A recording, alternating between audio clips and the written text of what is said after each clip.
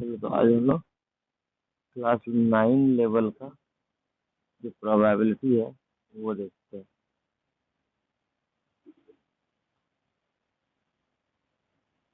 ठीक है, प्रोबेबिलिटी का मतलब होता है संभावना। संभावना इस चीज का ये है कि मान लो मेरे पास 2 रेड और 3 ब्लू बॉल है। अब हम इसको एक बैग में डाल देते हैं सबको, और हम किसी से बोले कि तुम आंख बंद करके इसमें से बॉल निकालो, तो किसका चांसेस ज्यादा है आने का, रेड का या ब्लू का?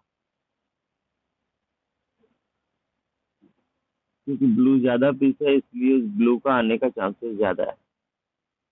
तो इसको हम लोग नंबर में कैसे पता करेंगे कि वो कितना ज्यादा चांसेस किसका है?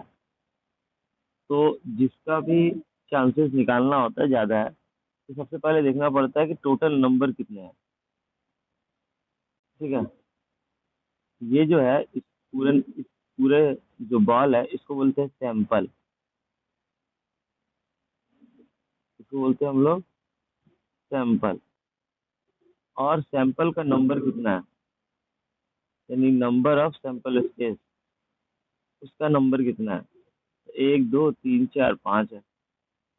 और नंबर ऑफ रेड बॉल कितना है? 2 है। नंबर ऑफ ब्लू बॉल कितना है? वो 3 है। अब हम लोग को क्या होता है ना, जिसका भी चांसेस निकालना है, जैसे कि हमको रेड कितना चांस है इसका आने का, प्रत्येक रेड का आने का कितना चांसेस है, तो हम लोग बोलते हैं number of red bye number of sample space, यानी कि रेड का नंबर ऊपर और टोटल नंबर नीचे, तो ये 0.4 हो गया। तो ये वाला जो चीज है ना, इसी को चांस बोलते हैं, और चांस को ही हम लोग प्रोबेबिलिटी यानी कि प्रोबेबिलिटी ऑफ रेड बोलेंगे। तो मेनली जो हम लोग का फॉर्मूला है वो यही है। ठीक, कि probability of red is equal to, जिसका निकालना है उसको ऊपर रखिए, तो रेड को ऊपर रखिए और टोटल नंबर को नीचे रखिए। वही हम तुमसे पूछ देते कि बताइए कि प्रोबेबिलिटी ऑफ यानी चांस ऑफ ब्लू कितना है। तो चांस ऑफ ब्लू निकालना है यानी प्रोबेबिलिटी ऑफ ब्लू निकालना है, तो इसको लिखेंगे number of blue divided by number of sample space. यहाँ हो जाता है तुम्हारा 3/5 यानी 0.6। अब यहाँ दो ही तरह का बॉल था, 2 से ज्यादा भी हो सकता है, बट इन दोनों को हम जोड़ कर देखते हैं। ये हो जाएगा 1, हो जाएगा फिर 1 हो जाएगा, यानी सबका प्रोबेबिलिटी जोड़ लिए तो 1 आ गया। अच्छा, एक चीज और देखो, यदि हम लोग जबरदस्ती बोले कि प्रोबेबिलिटी ऑफ वाइट क्या आएगा, तो भी फार्मूला वही लिखना पड़ेगा, number of white divided by number of sample space. Sample space मतलब टोटल, तो नंबर ऑफ वाइट तो है नहीं, 0 है, और नंबर ऑफ सैंपल स्पेस कितना है? वो 5 है, तो ये तो 0 आ जाएगा। यानी जो चीज इस फैक्ट में नहीं है उसका प्रोबेबिलिटी 0 होगा, लेकिन सबका प्रोबेबिलिटी जोड़ दे तो 1 होगा, सबका जोड़ दे तो 1 होगा, यानी बाकी बात सबका अलग अलग 1 से कम होगा। जैसे ये 1 से कम है, 1 से कम है, सबका जोड़ेंगे तब ना 1 आएगा, लेकिन सबका कम होगा। तो इसीलिए कहते क्या है, यानी कि बात नंबर 2, कि प्रोबेबिलिटी जो होता है वो हमेशा 0 और 1 के बीच में होता है, यानी 0 से बड़ा या बराबर हो सकता है प्रोबेबिलिटी, लेकिन ये छोटा या बराबर हो सकता है 1 का। ये बात याद रखें। अब मान लेते हैं कि मेरे पास जो बॉल था वो रेड था, और 3 को जो बॉल था वो क्या था, ब्लू था, लेकिन ये भी रेड हो, ये भी रेड हो, ये भी रेड हो। अब बोले कि हम लोग प्रोबेबिलिटी ऑफ रेड निकालिए, तो प्रोबेबिलिटी ऑफ रेड कैसे निकालेंगे? प्रोबेबिलिटी ऑफ कलम का नीचे देखिए क्या है, नीचे नीचे प्रोबेबिलिटी ऑफ रेड जो हो जाएगा, नंबर ऑफ रेड होगा divided by number of sample space होगा। ठीक है, तो यहाँ पर जो रेड है ना वो 5 और ये 5 हो जाएगा। जाहिर सी बात, तो रेड बॉल का ग्रुप है और उसमें से हम निकालना चाहेंगे तो रेड ही निकलेगा, यानी 1 श्योर है कि रेड ही निकलेगा, ब्लैक नहीं निकल सकता। तो जब 1 किसी का प्रोबेबिलिटी आता है तो ये कहते हैं हम लोग सर्टेन प्रोबेबिलिटी। ठीक है, सर्टेन प्रोबेबिलिटी, या इसको हम लोग श्योर प्रोबेबिलिटी बोलते हैं, सर्टेन या श्योर प्रोबेबिलिटी।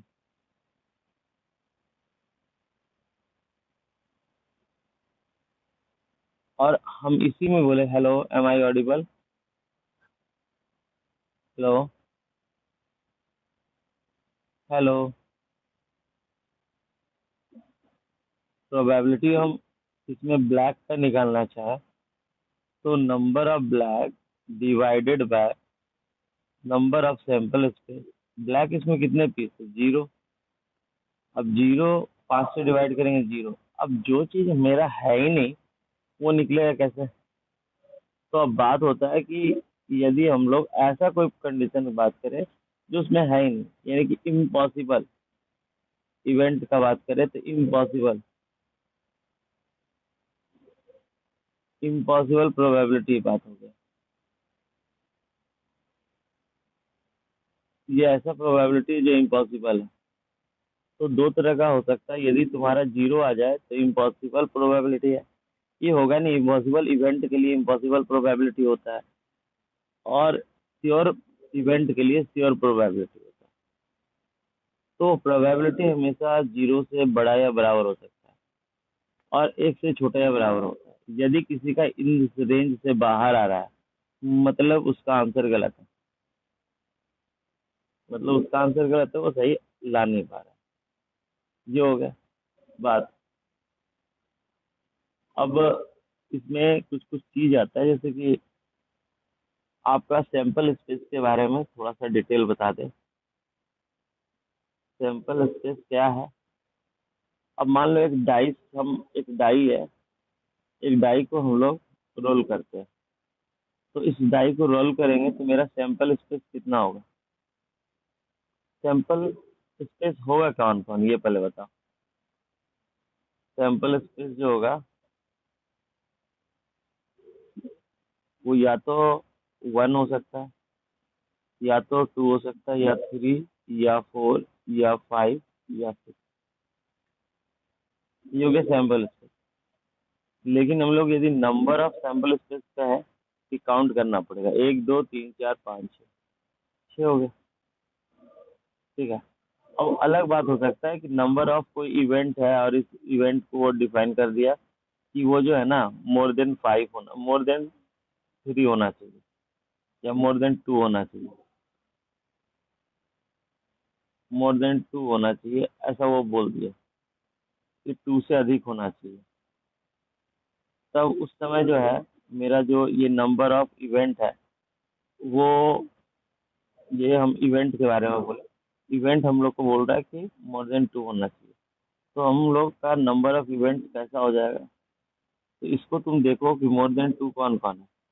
मोर देन 2 है, 3 है, 4 है, 5 है, 6 है। ये कितने पीस है? 4 पीस है। तो ये जो हो गया ना 4, 4 हो गया नंबर ऑफ इवेंट। लेकिन जब टोटल का बात करते हैं हम तो उसको बोलते हैं नंबर ऑफ सैंपल स्पेस। अच्छा, सैंपल स्पेस हर जगह अलग अलग होता है। जैसे कि मान लो 1 डाई रोल किए, 1 डाई रोल किए तो नंबर ऑफ सैंपल स्पेस कितना निकलेगा? 6 निकलेगा।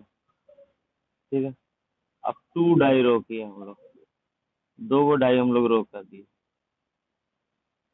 तो नंबर ऑफ सैंपल स्पेस कितना निकलेगा? 6 का स्क्वायर 36। 3 डाई रो किए हम लोग, रोल किए, 3 डाई रोल किए तो नंबर ऑफ सैंपल स्पेस कितना निकलेगा? तो 6 का क्यूब कर देंगे 216। बात समझ में आया? ये तो डाई हुआ, तो हमेशा वो डाई रोल नहीं कर सकता है।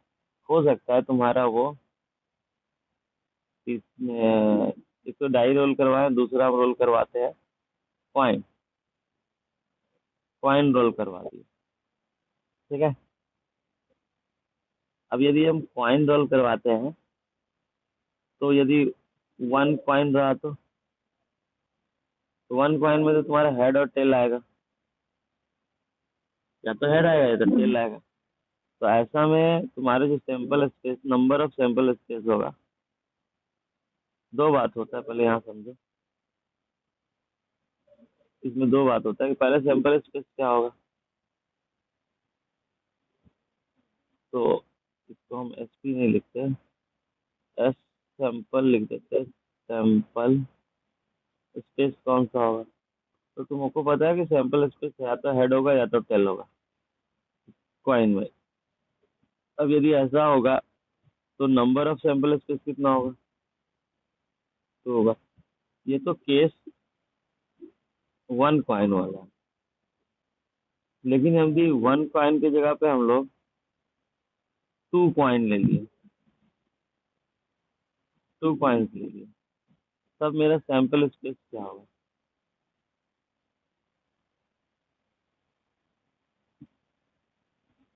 हेड, दो वो हो गया head, head tail, tell head tail, head tell. तुम देखो अच्छे से ये लोग लिखे हैं कि या तो दोनों में हेड आएगा, या तो एक में हेड एक में टेल आएगा, या तो एक में टेल एक में हेड आएगा, या तो एक में टेल और दूसरे में टेल आएगा। तो इस तरह से हम लोग नंबर ऑफ सैंपल स्पेस यदि बोले तो 4 हो गए। और तुम बोल सकते हो डायरेक्ट सर 2 का स्क्वायर मार देंगे 4 हो जाएगा। बात भी सही है कि नहीं? बात भी सही है। कभी कभी ना हम लोग को सैंपल स्पेस लिखने आ जाता है कि भैया सारा सैंपल स्पेस लिख दीजिए, और खासकर कॉइन्स को लेकर आता है। तो हम लोग एक बात बताते हैं, जैसे मान लो कि हम बोले कि 3 कॉइन उछाले, उसका सारा सैंपल स्पेस लिख दो 3 कॉइन। तो 3 कॉइन्स में सबसे पहले बात होता है कि नंबर ऑफ सैंपल स्पेस कितना होगा?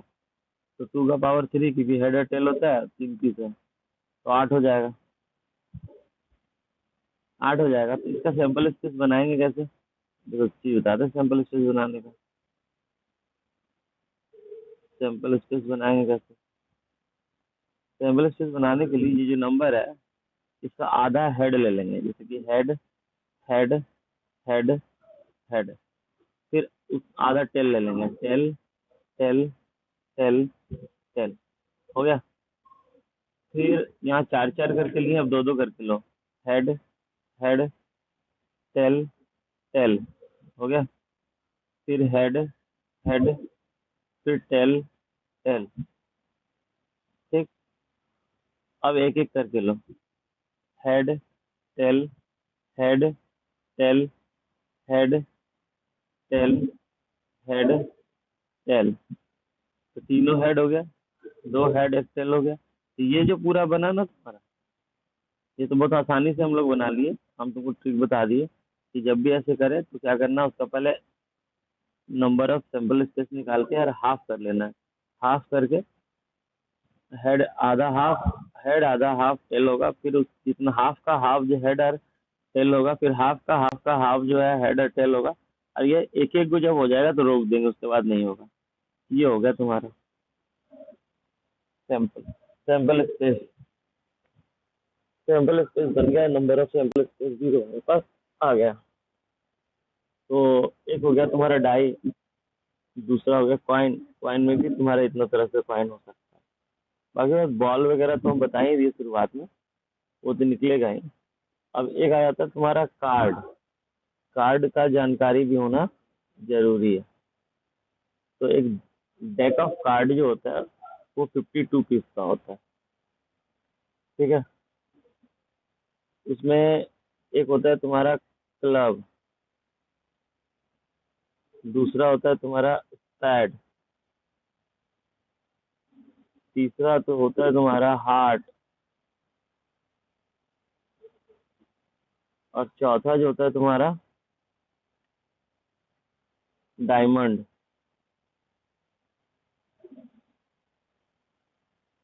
क्लब जो होता है इस तरह से बना होता है।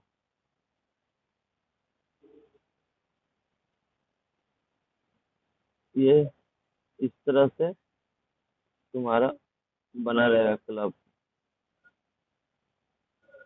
ठीक है। पैड तुम्हारा इस तरह से बना रहेगा।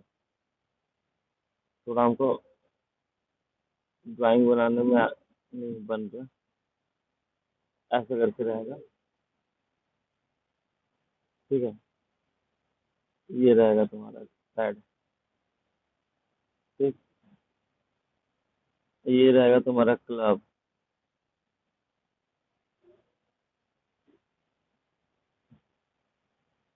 ठीक है, रफ फिगर थोड़ा बना दिए, समझ लेना। अब दो को रहेगा तुम्हारा इधर। ये रहेगा हार्ट। ठीक। एक रहेगा डायमंड। ऐसे छोटा सा रोम्बस बना रहेगा। ये रहेगा। ये डेक ऑफ कार्ड में चार टाइप का होता है, लेकिन जो नंबर्स होते हैं वो कहाँ से लिखे होते हैं? तो वो लिखे होते हैं ए से। ए को एस बोलते हैं, ACE। इसमें भी ACE रहेगा। इसमें भी ACE रहेगा। इसमें भी ACE रहेगा। फिर यहाँ से 2 3 4 5 6 7 8 9 10। 10 हो गया। इस सब में 10 10 रहेगा। ठीक। उसके बाद जो तुम्हारा नंबर होता है उसमें होता है जैक। एक जे होगा। एक उसमें जे होगा। फिर क्वीन होगा। क्वीन किंग होगा। इसमें भी होगा jack, queen, king. Jack, queen, king. Jack, queen, king. अब इसका बाद होता है कि ये वाला जो हम लोग यहाँ से यहाँ तक लिखे, लो इसको हटा ही नहीं। काम करते इसको हटाना तो जरूरी है। तो हम बोले डब्बा ही बना लेते हैं यहाँ से यहाँ तक। ठीक है। इसमें भी होगा जैक, क्वीन, किंग। इसमें वो होगा तुम्हारा जैक, क्वीन और किंग। सब में होगा। ये जो तुमको घेरे हैं ना, उसको हम लोग बोलते हैं, पता है क्या? Face card. इसको हम लोग फेस कार्ड बोलते हैं। क्योंकि इसमें ना कोई चेहरा बना होता है। और फेस कार्ड का जो नंबर होता है वो 12 होता है। अच्छा, दूसरी बात, ये यदि टोटल की बात करें तो ये 13 पीस होगा। ये 13 पीस होगा। ये 13 पीस होगा। ये 13 पीस होगा। और सबको यदि जोड़ दें हम लोग तो ये जो है 52 कार्ड होता है। समझ में आया? और बहुत केस में बात करता है गुलाम का, स्लेव का। तो वो इस पत्ती का भाग नहीं होता है, वो खेल वेल में होता है। लेकिन ऐसे ना, उसका मतलब गेम में कोई रोल नहीं। उससे क्वेश्चन नहीं पूछता। पूछता इधर से ही है कि तुम्हारे पास ये कार्ड का थोड़ा सा जानकारी होना चाहिए, फिर हम लोग क्वेश्चन पे आराम से जा सकते हैं। अब ये तो हो गया पहला भाग। अब दूसरा भाग में हम लोग देखेंगे कुछ क्वेश्चन। चले आगे। तुम यदि लेना चाहो तो इसका तुम स्क्रीनशॉट ले सकते हो। कि हम तुमको उसको एडजस्ट कर दे रहे हैं कि स्क्रीन में। ठीक है, ले लो।